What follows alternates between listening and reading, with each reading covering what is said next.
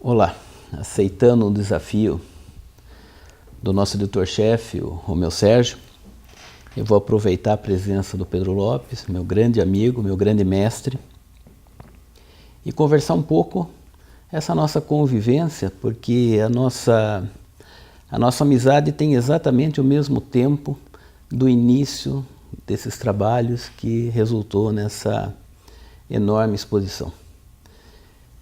Talvez o maior evento cultural que nós tivemos em Sorocaba, eu diria até de todos os tempos, porque realmente eu acho que foi algo grandioso, algo que em muitos anos a gente vai poder estudar exatamente o que foi essa grande exposição e essa sua grande obra que você deixa para a cidade, já que não é uma obra para venda, é uma obra que pertence ao patrimônio histórico da cidade. Nós mudamos muito no tempo, desde que começou. 18 anos. 18 anos. 18 anos, exatamente. O que você pensa? Eu lembro porque nós acompanhamos o início desde o primeiro quadro e você já imaginava isso pronto? Ficou muito diferente do que imaginávamos, né? Superou e muito. Eu me lembro a primeira vez que você foi em casa, que a nossa madrinha é a Rosa Holtz, ela me deixou, ela falou, trouxe um admirador seu aí que te conhece pelo jornal e tal, é o Dr. Luiz Antônio Zamuneri. Ele falou, como vai? Entre, por favor, e tal, vamos sentar, vamos conversar. E você sentou, eu me lembro que você chegou lá, viu os quadros que estavam lá, você falou, não sei o que, você tem um estilo, lembra um pouco Basquiat, não sei o quê. E eu falei, nossa, mas eu não sabia, tem alguém aqui, eu não imaginava encontrar alguém aqui que conhecesse o Basquiat. Olha, estive numa exposição dele 3 vezes em Nova York. Eu falei, então você conhece muito mais do que eu. A partir daí ficou, né? Eu sou o homem mais humilde do mundo e você o segundo mais humilde do mundo, né? Eu devo ter falado algo parecido mesmo. E aí a gente essa inter-relação de humildade para humildade, de humilde para humilde, a gente acabou desenvolvendo uma grande amizade. E você participou direto disso, porque na época o projeto era recentemente aprovado e eu comecei nesse início, porque eu pegava a lista de acontecimentos e ia falar, bom, eu tenho que dar forma para isso, né? Então eu estudava História da Arte, bom, esse período aqui vai acontecer o maneirismo, vai acontecer a invasão de Roma por Carlos V, a reforma por Lutero, e a arte está passando por essas modificações, logo é posterior às grandes navegações, o que vai mudar totalmente a concepção de espaço e tal. E aí, pegando essa lista, eu falei, mas como é que eu vou dar forma para isso? E peguei a argila e comecei a modelar. Aliás, quem me ajudou muito foi a minha mulher, porque ela faz cerâmica, né? Trabalhava com cerâmica na época, então ela me deu uma orientação também como trabalhar, como fazer isso. Só que eu não segui as orientações, porque o trabalho dela é muito refinado, requer que se amasse o barro, até ter para poder arear o barro e tal. E eu, como só tinha era um objetivo só de criar uma imagem e não de perpetuar aquilo, eu fui um pouco relapso nisso e acabou que as peças estão sofrendo uma degradação por causa disso, que não foram queimadas. Mas para eu poder criar a imagem mental, era mais a imagem mental do que fazer uma peça que depois eu fosse copiar. Eu ficava modelando, e você e o... Você lembra da iluminação, às vezes? O Farto Neto também estava junto. O doutor Antônio Farto Neto começou a frequentar lá. Isso, colocávamos lanterna para projeção das sombras. Colocava lanterna para projeção. Me lembro até uma tarde que eu tinha ganho uma bandeja de sushi da mãe do Toshi, e que nós degustamos esse sushi da dona Utako, né? E então são momentos que a gente não esquece, né?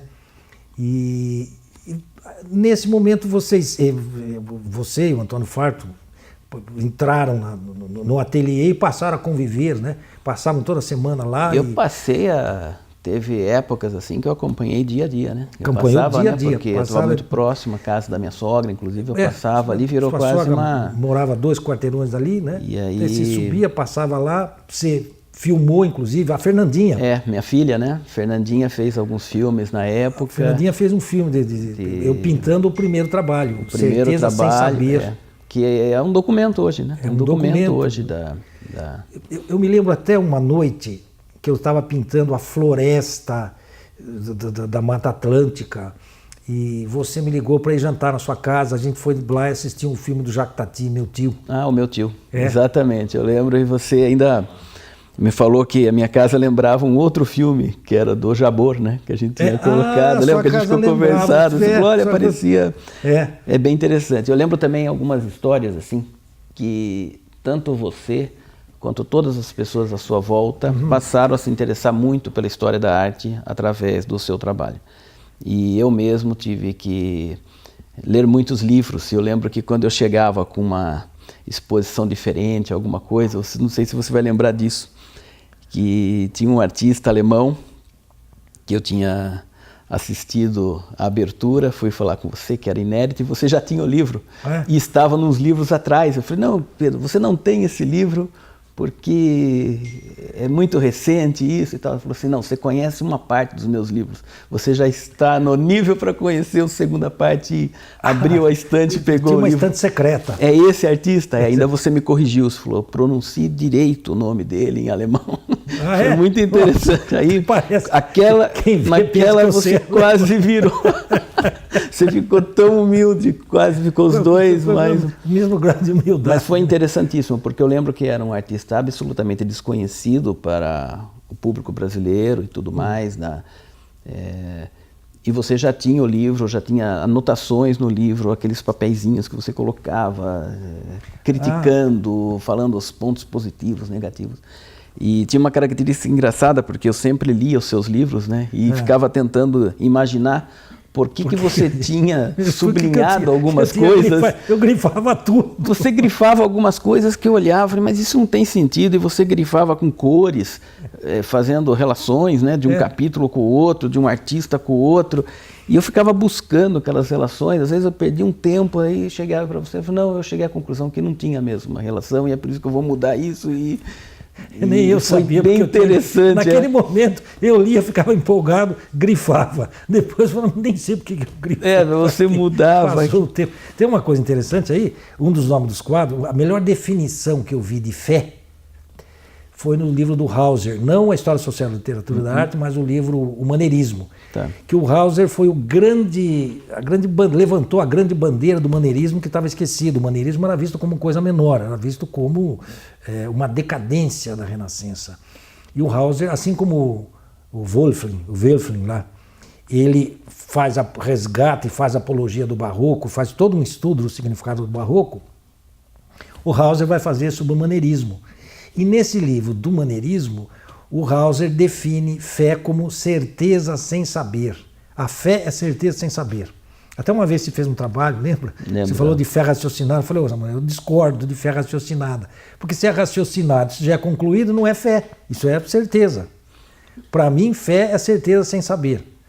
E aí marcou isso. Tanto é que ficou o nome do primeiro quadro. Por quê? Porque era uma busca desmedida, desesperada e aloprada do ouro, do morro onde esconde o sol, que deveria ser todo de ouro, e chega lá, quando muito, encontra um ferro que também não é da melhor qualidade. Então, essa certeza sem saber acabou em fracasso. No filme da minha filha, inclusive, a Fernanda, você fala, né, você avistava, né, o morro através do Voturuna, e lá se tinha tanto ouro quanto se pudesse carregar. Você fala isso no vídeo e tal, na época cabeludo e tal. Mas foi bem interessante essa passagem, né? Assim, todas porque entre os estilos de arte que você retratava na história de Sorocaba, alguns são completamente diferentes. Então, quando você pega início, maneirismo e tal, essa primeira eu lembro que você fazia a têmpera exatamente como na época, depois você foi trabalhar aquelas tintas holandesas, custava uma fortuna. Eu lembro que não se vendia, tinha quase que um requerimento para você ser um artista apto a utilizá-la. Então, quando as pessoas olham aqueles quadros, não tem ideia que você gastou muito mais do que você recebeu para fazê-los na época pela lei. Por quê? Porque você sabia que acho que ali você estava deixando um patrimônio para a cidade, não? Eu gastei mais do que o previsto. Acabou que aquilo que seria meu prolabore, quando eu coloquei no projeto um prolabore, eu coloquei o preço da hora-aula de um professor do ensino primário aí, do Estado, professor do Estado. Entendeu? Acontece que, na medida que eu comecei a trabalhar, e eu colocava o quadro, o número de horas trabalhadas de um mês. Só que o primeiro quadro já foram 3 meses, então 2 meses eu trabalhei de graça, entendeu? E assim foi. E também as tintas, aconteceu que quando eu fiz o orçamento da tinta, era em dólar, eu já estava subindo. Até que o projeto foi aprovado, que eu recebi o dinheiro, quando eu fui lá estava o dobro do preço a tinta, então coisas que a gente... Mas muita coisa acabou passando, né? Eu lembro que... Não, a ideia de modelar, por exemplo, não tinha. É. Então, eu passei praticamente 2 meses modelando, estava fora dos cálculos. 2 meses de 8 horas por dia, não era... O número de estudos. Número de estudos. Número de pequenas pinturas que você fazia, às vezes, em cartolinas. As esculturas, os papéis, as transferências, tudo o de menos tudo isso dá mais 10 exposições. Dá mais 10 exposições, colocar tudo. E no filme do Chores, ele mostra isso, né? Porque ele começa sempre nas imagens, nos quadriculados, nas sedas e tudo mais, né? Que mostra esse desenvolvimento do início, como que eu pego esse espaço em branco e coloco uma história em todas as dimensões, com todas as passagens da arte, né? E agora tem algumas coisas curiosas. Uma coisa que o Preto, amigo nosso, Antônio Carlos Sampaio, lá, que é diretor da Fundec, também diretor técnico da Fundec, ele, nos últimos tempos... Meu braço direito e esquerdo é a pessoa que é o verdadeiro presidente da Fundec, é o Preto. E ele perguntou para mim, escuta, Pedro, você sabe qual outra cidade que tem? Você tem uma ideia de uma cidade que tem a história pintada assim, igual você fez para Sorocaba? Eu falei, tá aí uma boa pergunta. Eu não imagino que tem alguma cidade que tenha a sua história pintada. Não sei, pode ser que tenha, mas eu não... Eu acho que na arte contemporânea o seu trabalho foi inédito mundialmente, não só mundialmente. Até porque nós pegamos uma cidade que tem história, que foi muito diferente da média do Brasil em todos os sentidos, na forma de se viver aqui e tudo mais, todas as passagens, ela é uma cidade tropeira e tudo mais. E você tinha a história inteira para contar dela que não estava contada, essa que é a verdade. Nós tínhamos pedaços da história, né? Você inclusive traz os outros, Ettore Marangoni, você trouxe esse pessoal, o Bruno Giusti, você traz esse pessoal na sua obra, citando, inclusive reproduzindo muitas partes desses trabalhos, mostrando que nós tínhamos história, muitas vezes estava esquecida, mas nós tínhamos. E você realmente conta a história do começo ao fim, de uma forma perfeita isso daí. Eu acho que isso você conseguiu atingir. E a exposição mostrou isso. Você sabe de uma coisa? Me veio um insight agora, você falando isso, talvez eu sem querer, porque isso acontece por intuição. Isso não é você não calcula, deduz e vai lá, aquilo acontece exatamente o que você quer. Eu falo em arte, você estuda para não usar. Ou seja, em arte você usa tudo que você sabe para fazer o que você não sabe. Se você já sabia e faz aquilo que você sabia, não é arte. Porque não aconteceu o salto. Você não criou uma nova possibilidade de visão, uma nova possibilidade de percepção. Você falando isso, que eu fiz uma coisa na arte contemporânea, e a única coisa que inovou que e tal, eu me lembrei de uma coisa. Pode ser que eu tenha resgatado aquela manifestação dos anos 20 na Europa, que foi chamada na Alemanha de Nova Objetividade e na Itália de Novecento, que é o seguinte: depois da guerra, depois de toda aquela tragédia da Primeira Guerra, aquelas experiências de novidade da arte moderna foram deixadas de lado, e há uma volta à antiga pintura, há uma volta na Itália ao classicismo e na Alemanha ao expressionismo, né? Uma pintura construída mais com impulsos expressionistas, que volta a retratar a realidade, que volta a mostrar o dia a dia que aquele povo estava vivendo. E parece que eu faço isso vindo aqui para Sorocaba no fim do milênio, né? Trago essa ideia do fim do milênio, e no início do milênio, que eu comecei a trabalhar, 2001, eu começo a fazer de novo, a fazer essa pintura baseada numa vivência do dia a dia, como se andando pelas ruas, e isso está muito bem escrito no livro do Zeca lá, quando ele fala depois do enterro de João de Camargo, ele vai citando aquelas ruas, e desde quando, sabe, desde quando os tropeiros passaram, desde os caminhos dos bandeirantes, os caminhos de Baltazar, e parece que aquilo ficou ecoando. Eu andar pela cidade, eu começava a ouvir os ecos de tudo aquilo que aconteceu e voltava e ia estudar e para conseguir pintar, para conseguir, enfim, dar forma a esse projeto. Então, eu lembro quando você colocou no final as citações, né? Inclusive a citação do último quadro sendo do catador que passava quase todos os dias durante a execução dessa obra, que marca exatamente o momento que vivemos, né? Você coloca na arte contemporânea ali uma coisa, porque tem muitas definições de arte, né? Mas eu sempre, não vou dar como definição, mas eu sempre vi a arte entre a natureza e a ciência. Ela está à frente da ciência. Primeiro chega a arte, depois chega a ciência. Então, o pontilhismo chega antes da televisão. Então, o Leonardo bolou helicóptero antes de se construir um helicóptero, a coisa de captação de água veio antes. Então, sempre a arte está à frente. Talvez agora, século XXI, século XXII, o seu trabalho vai ser base para o que nós teremos na ciência da história. Esse trabalho vai ser a ciência da história. E eu vejo que isso tem importância quando uma pessoa, com a vivência do professor Fábio Magalhães, na primeira vez que ele viu o trabalho, ele, eu acho que já sentiu isso, né? A obra bateu nele de cara, né? Ele não assinaria, não faria um texto tão belo para a sua exposição como ele fez, se na primeira vez que ele já tivesse visto aquilo, já não tivesse entrado na alma dele, assim, ele olhou, ele sabia o que estava vendo, né? Eu acho que ele já sentiu essa coisa à frente. Você fez considerações muito interessantes, Amuner. Primeiro, fazendo esse paralelo, essa polaridade entre arte e ciência. E aí, quando você fala do professor Fábio Magalhães, quando ele se depara com aquilo, eu estava junto, quando a exposição foi montada e nós sentamos e olhamos, ele falou, um conjunto grandioso. E essa monumental. Né? Essa exposição podia estar em qualquer lugar do mundo, não sei o quê. E percebi isso, que ele tinha... Aí eu entendi o que acontece quando você soma a força e a beleza.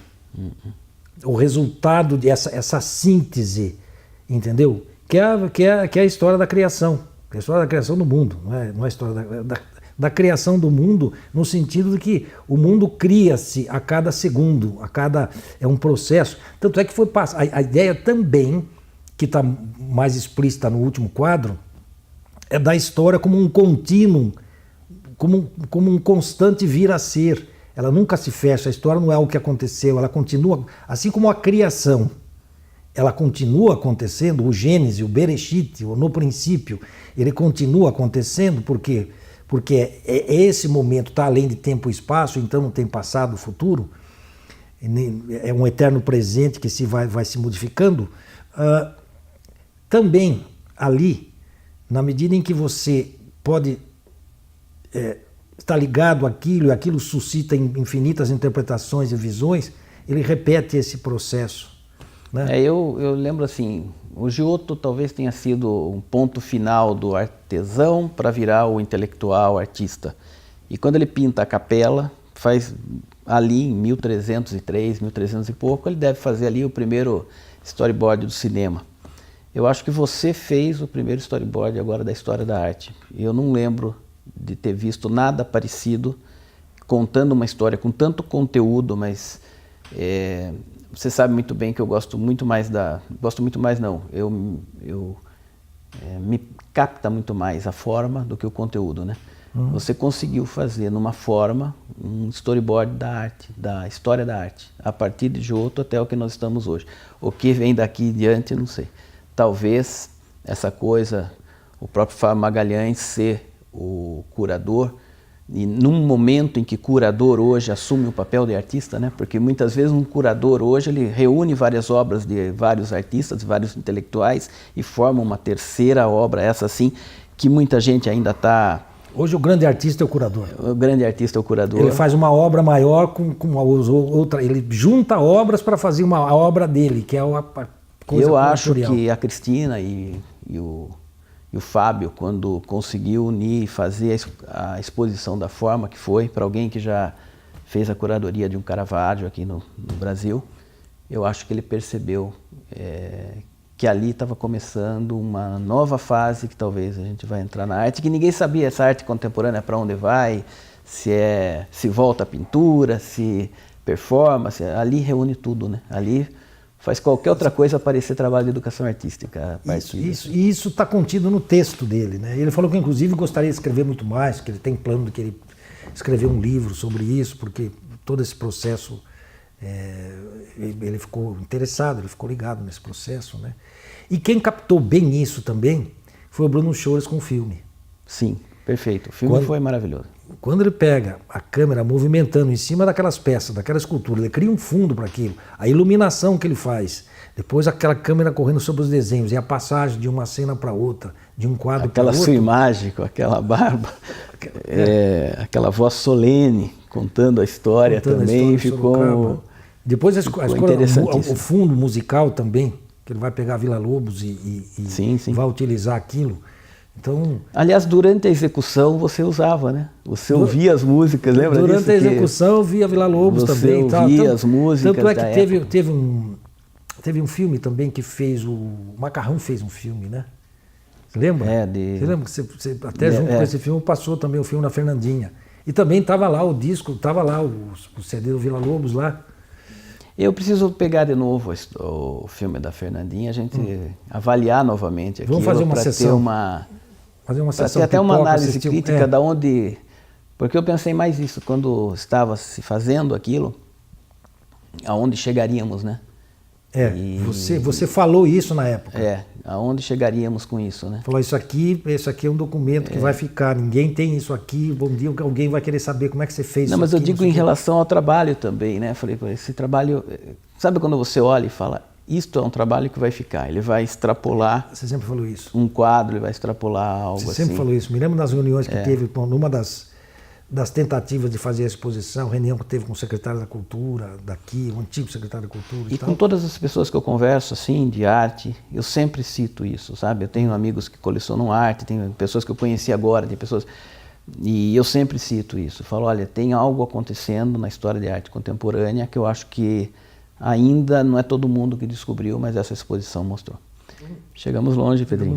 Verde cana. Olha, a gente chegamos longe e continuamos, né? Todos esses 18 anos de convivência, e eu me lembro do início disso, da minha mulher indo para São Paulo comigo, comprar lona, a gente veio para cá, ela tinha uma semana de férias, não sei o que, ela passou aqui ajudando a fazer as telas, esticar a tela, foi uma coisa, ajudando a fazer a cerâmica, depois fotografando tudo. Me lembro a gente ir aqui no shopping, nesse shopping do centro aí, para fazer a revelação das fotos. Naquele tempo não tinha máquina, tinha revelação, não era digital ainda, revelação. Tudo isso passa pela cabeça e tudo isso está guardado lá, né? Está arquivado, as fotos estão arquivadas. Não, 18 anos, né? Esse trabalho, na verdade, ele foi, até chegar a essa exposição, na verdade, foram 18 anos de trabalho. 18 anos até chegar, é o tempo da maioridade. Muito obrigado, Pedro. Eu que agradeço.